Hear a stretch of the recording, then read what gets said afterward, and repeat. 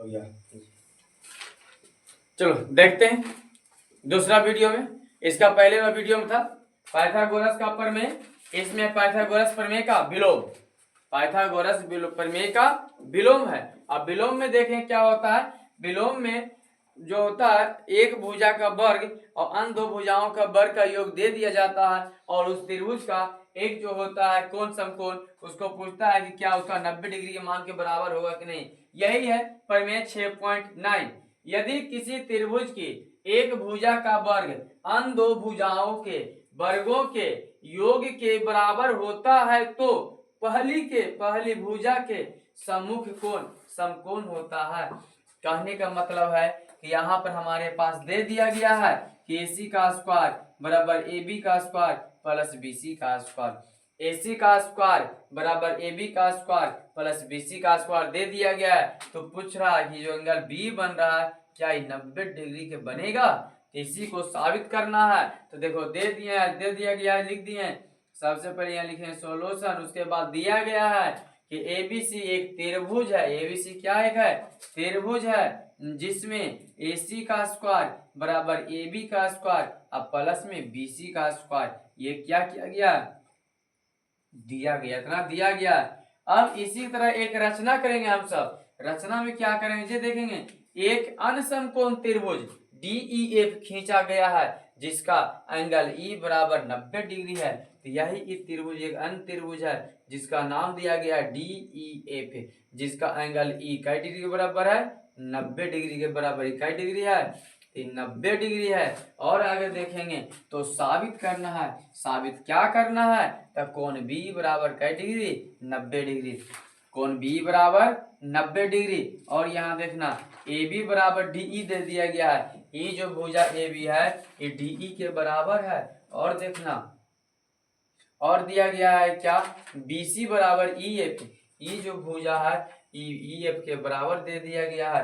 तो उसके बाद चलेंगे प्रमाण। क्या चलेंगे? प्रमाण चलें या फिर क्या चलें? उपपत्ति चलेंगे। उपपत्ति में देखो तो त्रिभुज DEF में, किसमें? त्रिभुज DEF में, मतलब ये त्रिभुज में DEF में क्या चलेंगे? तब पाइथागोरस प्रमेय से चलेंगे। कौन प्रमेय से? तब पाइथागोरस प्रमेय से। तो यहाँ लिख देंगे पाइथागोरस प्रमेय से। क्या होता है? कर्ण का स्क्वायर बराबर में लंब का स्क्वायर प्लस आधार का स्क्वायर। और यहाँ से देखें जहां से दिया गया है ना उसका प्रयोग करके जहां पर DE वहां लिख देंगे AB, जहां FE वहां लिख देंगे BC और इसको समीकरण 1 मान लिया गया। ये समीकरण कितना हुआ? समीकरण 1 हो गया यहाँ पर। और इसी तरह एक आगे चलेंगे कि अब पाइथागोरस प्रमेय से त्रिभुज ABC में, किसमें? त्रिभुज ABC में। तो AC का स्क्वायर, किसका स्क्वायर? AC का स्क्वायर बराबर में AB का स्क्वायर प्लस BC का स्क्वायर। क्या होगा? BC का स्क्वायर। अब समीकरण 1 और 2 को तुलना करेंगे। समीकरण 1 और 2 को क्या करेंगे? तुलना करेंगे। यानी यहाँ पर लिखेंगे थोड़ा सा कि समीकरण 1 और समीकरण 2 से, समीकरण 1 और समीकरण 2 से तो क्या हो जाएगा? यहाँ पर ये दोनों आपस में बराबर थे, ये दोनों भी आपस में बराबर। AC का स्क्वायर बराबर DF का स्क्वायर। जब किसी भी दो पद आपस में उनका क्या हो? पावर समान हो तो उनका बेस भी आपस में क्या होता है? बराबर होता है। इसीलिए AC बराबर DF हो गया। AC बराबर क्या होता है? DF हो गया। अब देखना ये त्रिभुज तीनों भुज आपस में बराबर। जब किसी भी त्रिभुज के तीनों भुज आपस में बराबर होता है तो वह त्रिभुज क्या कहलाती है? सर्वांशम कहलाती है। क्या कहलाती है? सर्वांशम कहलाती है। क्लास 9 में पढ़ने का चीज है सर्वांशम। और जब कोई दो त्रिभुज आपस में सर्वांशम होता है तो उनका प्रत्येक कोण क्या होता है? आपस में बराबर होता है। प्रत्येक कोण आपस में बराबर होता है। इसीलिए इसका प्रयोग करते हुए एंगल B बराबर एंगल E, मतलब E कोण I कोण आपस में बराबर। यहाँ दे दिया गया था कि एंगल E बराबर क्या डिग्री? 90 डिग्री। यही साबित करने का था, प्रूव हो गया। ये भी पूछेगा, कई नंबर में पूछेगा?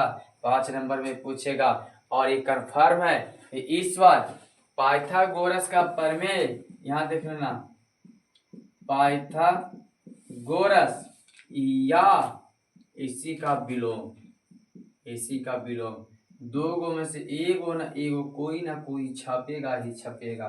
कन्फर्म एग्जाम में, बोर्ड एग्जाम 2025 में छपेगा तो छपेगा, फर्स्ट सीटिंग में रहे या फिर सेकेंड सीटिंग में रहे, दोनों से किसी में ना किसी में रहेगा। फर्स्ट में रहे या सेकेंड में रहे, कन्फर्म रहेगा।